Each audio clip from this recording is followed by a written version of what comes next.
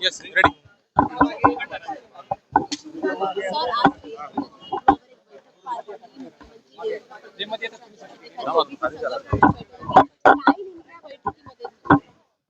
माननीय मुख्यमंत्री देवेंद्र फडणवीस जी, उपमुख्यमंत्री एकनाथ शिंदे जी, उपमुख्यमंत्री अजित पवार जी, माननीय छगन भुजबळ जी, पंकजाताई, अतुल सावे जी आणि विजय वडेट्टीवार जी आणि ओबीसी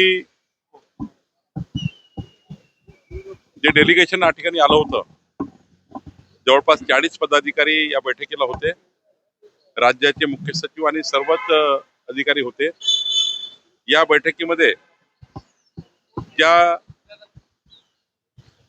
GR संबंधी काही संशय आणि काही जो मराठा कुणबी मराठा प्रमाणपत्र देण्याकरता जी काही परिस्थिती आहे किंवा त्या GR बद्दल काही संभ्रम निर्माण करण्यात आले किंवा संभ्रम ओबीसी शिष्टमंडळाच्या मनात होते, त्याबद्दल त्यांचं सर्वांचं म्हणणं आम्ही ऐकून घेतलं. महाज्योतीला निधी मिळणे, ओबीसीचे हॉस्टेल्स असतील आणि ओबीसी समाजाच्या विद्यार्थ्यांना उद्योगाकरता सवलती असतील, त्यांना कमी व्याजदराचं कर्ज असेल, हे सर्व बाबीवर चर्चा झाली. सर्वच प्रतिनिधींनी चर्चेमध्ये भाग घेतला आणि यामध्ये जी मागणी होती मूळ की पात्र मराठा कुणबी मराठा प्रमाणपत्रच व्हावे, सरसकट कुठल्याही पद्धतीचं GRचं त्या ठिकाणी फायदा घेऊ नये आणि GRचा फायदा घेऊन खोटे प्रमाणपत्र इश्यू होऊ नये, ओबीसीचे कुणबी प्रमाणपत्र इश्यू होऊ नये आणि जे काही त्या ठिकाणी खोटे प्रमाणपत्र काही अधिकाऱ्यांनी दिल्याचे काही दाखले किंवा खोडतोड केल्याचे दाखले माननीय भुजबळ साहेबांनी बैठकीत मांडले. त्याबद्दलही संबंधित अधिकाऱ्यांनी जर खोटे प्रमाणपत्र दिले किंवा एखाद्याने खोटी दाखले तयार केले किंवा खोडतोड करून दाखले तयार केले, त्यावर कारवाई व्हावी अशी मागणी होती. माननीय मुख्यमंत्र्यांनी हे स्पष्ट केलं आहे की कुठलाही खोटं प्रमाणपत्र जर कोणी काढलं असेल, खोडतोड केली असेल किंवा एखाद्या अधिकाऱ्यांनी चुकीचे प्रमाणपत्र दिले असेल तर तो अधिकारी जबाबदार राहील, त्या अधिकाऱ्यावर कारवाई होईल. कुठल्याही परिस्थितीमध्ये कुठल्याही समाजावर अन्याय होणार नाही. मराठा समाजाचा अधिकार त्या ठिकाणी कायम राहील. ओबीसीच्या ताटातलं कोणी घेणार नाही आणि ओबीसी मराठा समाजात कुठलाही संघर्ष निर्माण होणार नाही याची काळजी शासनने घेईल, आम्ही सर्व घेऊ आणि कुठल्याही परिस्थितीमध्ये ओबीसी समाजावर अन्याय होणार नाही, कुठलंही खोटं प्रमाणपत्र इश्यू होणार नाही, कुठलाही GRचा चुकीचा अर्थ कोणी काढणार नाही. चुकीच्या अर्थाने कोणी प्रमाणपत्र त्या ठिकाणी काढलं तर त्या अधिकाऱ्यावरही कारवाई होईल आणि ज्यांनी खोटं प्रमाणपत्र तयार केलं त्यांच्यावरही कारवाई होईल. अशा पद्धतीच्या त्या ठिकाणी चर्चा त्या ठिकाणी झाली.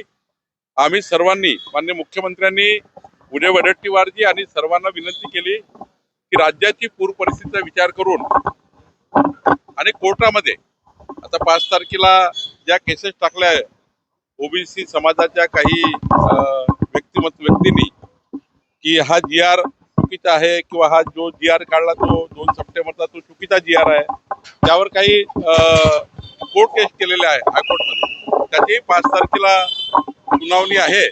त्यामुळं आता कुठल्याही पद्धतीच्या GRला त्या ठिकाणी जी मागणी आहे GRच बदलला तसा वगैरे कोर्टामध्ये आता केस सुरू असल्यामुळं त्यामुळं अशी कुठली भूमिका आता करता येणार नाही.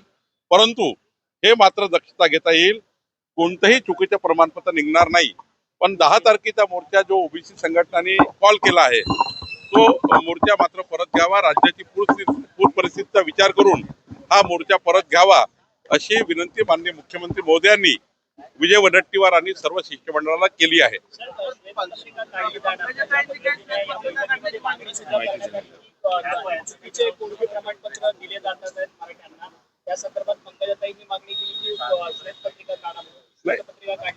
शंका व्यक्त केली आहे की असे प्रमाणपत्र खोटे इश्यू झाले आहेत.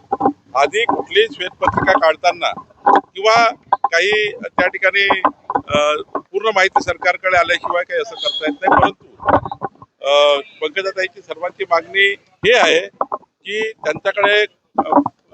त्यांच्याकडे मराठवाड्यामध्ये किंवा इतर भागामध्ये जे खोटे प्रमाणपत्र आले आहेत त्यावर श्वेतपत्रिका काढा. श्वेतपत्रिका काढण्यापूर्वी ही जे काही माहिती प्रत्येक जिल्ह्याकडे बोलवावी लागेल.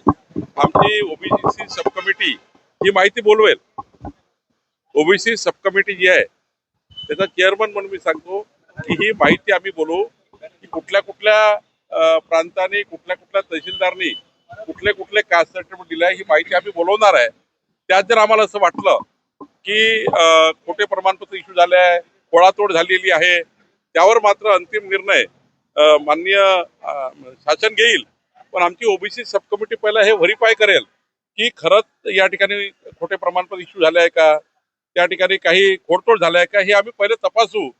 जर हा क्वांटम या ठिकाणी चुकीच्या पद्धतीने वाढला असेल किंवा चुकीच्या पद्धतीने झालं असेल तर मग मात्र त्या गोष्टीचा नंतर विचार करता येईल. ओबीसी नेत्यांचं समाधान झालंय का? आणि जो 10 तारखेचा मोर्चा आहे त्यांनी त्या संदर्भात काही सांगितलं का की आम्ही मागे घेऊ? नाही, आता विजय वडेट्टीवारजी आणि ते शिष्टमंडळ बसलेलं आहे, ते विचार करतायत. सरकारची माझी आपल्या माध्यमातून त्यांना विनंती आहे, माननीय मुख्यमंत्र्यांनी त्यांना विनंती केली की राज्याची पूर परिस्थितीचा विचार करून राज्यामध्ये जे काही शेतकऱ्याची आज त्या ठिकाणी आपल्याला मदतीची सर्वांची भूमिका आहे त्या भूमिकेचा विचार करून आपण हा मोर्चा त्या ठिकाणी कमी करावा.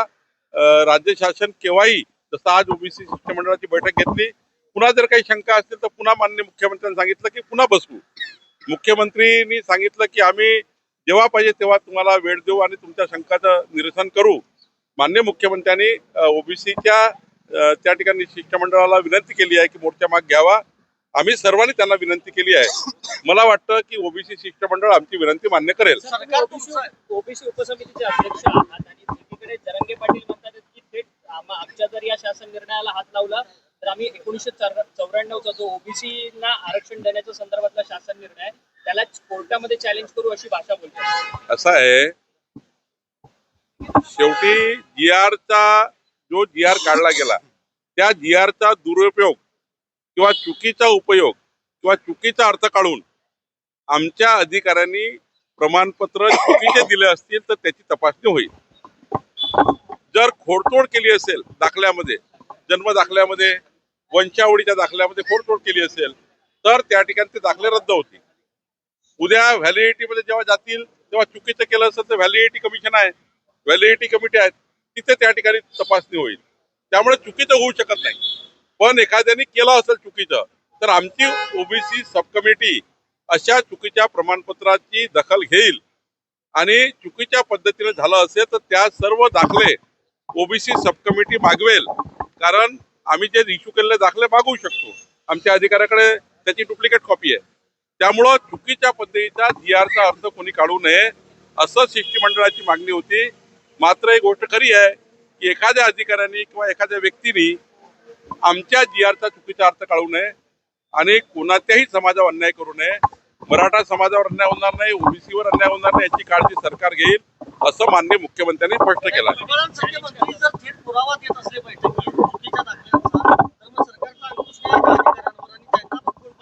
अधिकाऱ्यांनी केलेला तो पराक्रम नाही आहे. काही लोकांनी जे कास्ट सर्टिफिकेटसाठी अर्ज केले आहेत त्यांनी खोडतोड केली आहे, अधिकाऱ्यांनी खोडतोड नाही केली आहे. ज्यांनी ओबीसी सर्टिफिकेट मागितले त्यांनी खोडतोड करून मागितलेले आहे. काही जन्म तारखेच्या दाखल्यावर खोडतोड आहे, जन्माच्या दाखल्यावर, काही वंशावळीच्या दाखल्यावर खोडतोड आहे, काही आमच्या महसुली दाखल्यावर खोडतोड करून प्रमाणपत्र मागितले आहे. असे दाखले मान्य भुजबळ साहेबांनी दाखवले. परंतु ओबीसी समाजाला थेट चॅलेंज होतं जरंगे पाटील 94च्या जीआरलाच आम्ही कोर्टात आव्हान देऊ असं म्हणतात. लोकशाहीमध्ये सर्वांना सर्व अधिकार आहे. ज्यांना ज्यांना जे वाटते ते करण्याचा अधिकार आहे. कोर्टामध्ये शेवटी कोर्ट जेव्हा कुठला निर्णय येतो ते सर्व नियम कायदे संविधानामध्ये अंतर्भूत त्या ठिकाणी कायदे, त्यामुळं जातीच्या आरक्षणासंबंधीचे कायदे आहेत, कायद्याला धरूनच त्या ठिकाणी निर्णय होतात. त्यामुळे कुणालाही कुठली मुभा आहे त्यांनी त्याचं काम करावं. सरकार मात्र या भूमिकेत आहे की मराठा आणि ओबीसी समाज समोर समोर येणार नाही. दोन्ही समाजाला सरकार न्याय देईल. कुणाच्या ताटातलं कुणाच्या ताटात जाणार नाही. मुख्यमंत्र्यांची स्पष्ट भूमिका आहे, कुठल्याही समाजावर अन्याय होणार नाही. हिंदीने बोललेले आहेत. उपस्थित करतात आहेत. भाजपचं अमर प्रेम आहे आणि आमचं लव जिहाद आहे का असं देखील ते सवाल करतात. नाही, कळवटपणा तर उद्धव ठाकरेंनी घेतली. आम्ही कधीच कळवटपणा उद्धव ठाकरेची घेतली नव्हती. माननीय देवेंद्र फडणवीसजीचं सरकार असताना 2014 ते 19 माननीय देवेंद्र फडणवीसजींनी उद्धव ठाकरेंच्या ज्या ज्या सूचना, जे काही त्यांनी या राज्याकरता महत्वाचे विषय मांडले होते, त्या सर्वांचा मान सन्मान करण्याचं काम माननीय देवेंद्र फडणवीसजींनी केलं. उद्धव ठाकरेंचा शब्द न शब्द पाळला गेला, पण कळवळ भूमिका तर उद्धव ठाकरेंनी घेतली. देवेंद्र फडणवीसजींना मुख्यमंत्री करण्याच्या वेळी त्यांनी घुमजाव केलं, त्यांनी कळवळ भूमिका घेतली. आणि आता तर एवढी कळवळ भूमिका घेतली आहे की उद्धव ठाकरेंच्या रॅलीमध्ये, उद्धव ठाकरेंच्या खासदाराच्या रॅलीमध्ये पाकिस्तानचे ध्वज फडकतायत. त्यामुळं भूमिकेपासून तुम्ही दूर गेले आहे. स्वातंत्र्यवीर सावरकरांचा वारंवार अपमान काँग्रेस पार्टी करताना काँग्रेस पार्टी आणि राहुल गांधीच्या मांडीच्या मांडी लावण्याचं काम उद्धव ठाकरेंनी केलं. हिंदुत्वापासून तुम्ही दूर गेले आहेत. त्यामुळं तुम्ही काही आता सांगू नका. महाराष्ट्र तुम्हाला समजला आहे आणि विधानसभेच्या निवडणुकीत लोकांनी तुम्हाला जागा दाखवली आहे. येणाऱ्या स्थानिक स्वराज्य संस्थेमध्ये सुद्धा लोक जागा दाखवतील. 51% लढाई महायुती जिंकून पुन्हा एकदा या महाराष्ट्रामध्ये महायुतीचं त्या ठिकाणी आमचं जे या ठिकाणी स्थानिक स्वराज्य संस्थेमध्ये आम्ही त्या ठिकाणी जिंकू. उद्धव ठाकरेंचं आता किती त्यांनी सांगितलं हिंदुत्व हिंदुत्व केलं, उद्धव ठाकरे केव्हाच हिंदुत्वापासून दूर गेले. या बैठकीमध्ये काही नेते नाराज झाले होते का? काही आक्रमक झाले होते का? तशी माहिती. काही आक्रमक कोणी झालं नाही. सर्वांनी भूमिका मांडली. शेवटी भूमिका मांडताना कोणाचा आवाज जास्त असतो, कोणाचा आवाज कमी असतो. त्यामुळे ते आक्रमक नसतात, भूमिका मांडतात.